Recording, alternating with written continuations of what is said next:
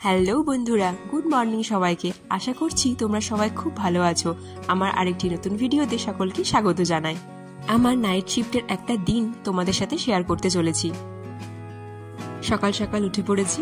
দেখো বাইরের পরিবেশটা কতটা শান্ত ও নিরিবিলি। সকালে উঠে বিছানাপত্র গুছিয়ে খেয়ে নিলাম এক গ্লাস ঈষদুষ্ণ জল সাথে লেবু দিয়ে।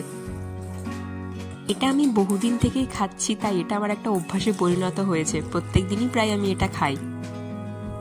চাইলে অনেকেই এটার সাথে মধু অ্যাড করে নিতে পারে। এবার দুপুরে খাবার তৈরির প্রস্তুতি নিতে হবে। অনেক ভাবনা চিন্তা করেই এবার সবজিগুলো কাটতে শুরু করলাম। রান্না করা বা বাড়ির বাকি কাজ করা এগুলো কিন্তু লাইফের একটা বেসিক স্কিল। তাই ছেলে মেয়ে নির্বিশেষে সকলেরই কিন্তু এই কাজগুলো জানা দরকার, যাতে কোনো সময় বাইরে গিয়ে কোনো অসুবিধার মধ্যে পড়তে না হয়। দেখো কথা বলতে বলতে একটা রান্না প্রায় শেষের পথে। চলো এবার ব্রেকফাস্টটা সেরে নিই। ব্রেকফাস্টে ভাবলাম এগ স্যান্ডউইচ খাওয়া যাক। যদিও এটা আমার নিজের মতো করে বানানো একটা এগ স্যান্ডউইচের রেসিপি, যেটা খুব সহজে হয়ে যায়। যারা বাইরে থাকো বা হস্টেলে থাকো তারা কিন্তু খুব সহজেই এটা বানিয়ে নিতে পারো। প্রথমে ব্রেডগুলোকে হালকা আঁচে সেঁকে নিতে হবে।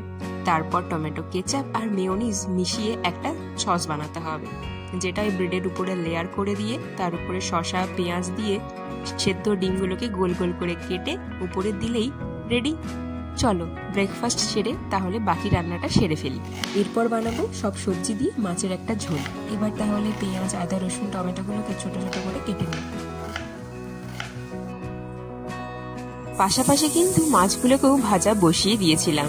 পেঁয়াজ আদা রসুন টমেটো কাঁচা লঙ্কা এগুলো একটু ভাজা ভাজা হয়ে এলে প্রত্যেক দিনের ব্যবহৃত যে মশলাগুলো সেগুলো দিয়ে দিলাম।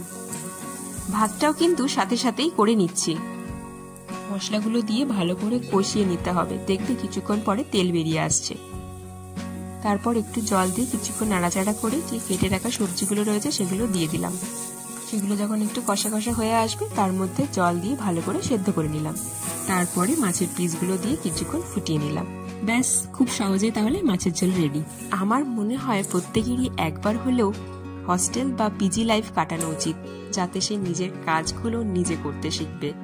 আর বাড়ির বাইরের লাইফটা কিরকম হয় একা থাকা, সেটাও কিন্তু সে বুঝতে শিখবে। চলো এবার তাহলে স্নান সেরে পুজোটা সেরে ফেলি। ফেস ওয়াশ হিসেবে কিন্তু ডট অ্যান্ড কির এই ফেস ওয়াশটা আমার অল টাইম ফেভারিট। স্নান সেরে এবার একটু স্কিন কেয়ার করে নিই।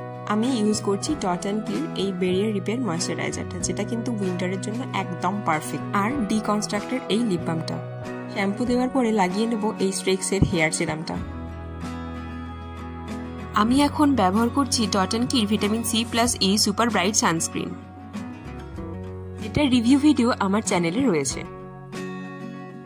তাহলে চলো জামা কাপড়গুলো রোদে শুকোতে দিয়ে পুজো সেরে খেতে বসি। এবার খেয়ে দিয়ে একটু ঘুমোতে তো অবশ্যই হবে।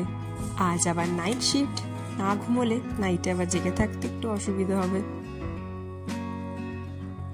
বিকেলে উঠে প্রথমেই খাবারগুলো গরম করে নিলাম আর প্যাক করে নিলাম নাইট ডিউটির জন্য।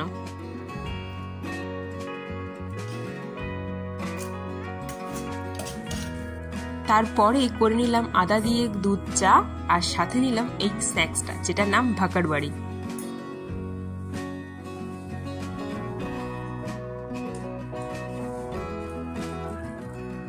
তোমরা কারা কারা এই স্ন্যাক্সটা খেয়েছো আর কেমন লেগেছে অবশ্যই কিন্তু কমেন্ট করে জানিও। এবার আর টাইম নষ্ট না করে রেডি হয়ে নিই নাইট ডিউটির জন্য। আমি ব্যবহার করছি ফক্সটেলের এই মিল্কি ওয়ে সেরামটা, যেটা তোমরা আমার প্রোডাক্ট আনবক্সিং ভিডিওতেও দেখেছো।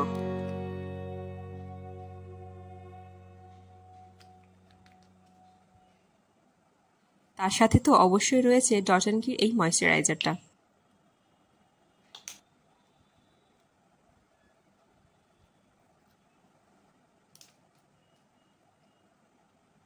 আর এখন আমি ব্যবহার করছি ডট অ্যান্ড কির এই লিপ বামটা। এটা কিন্তু হাইলি পিগমেন্টেড এবং লিপকে অনেকক্ষণ ময়শ্চারাইজ রাখে।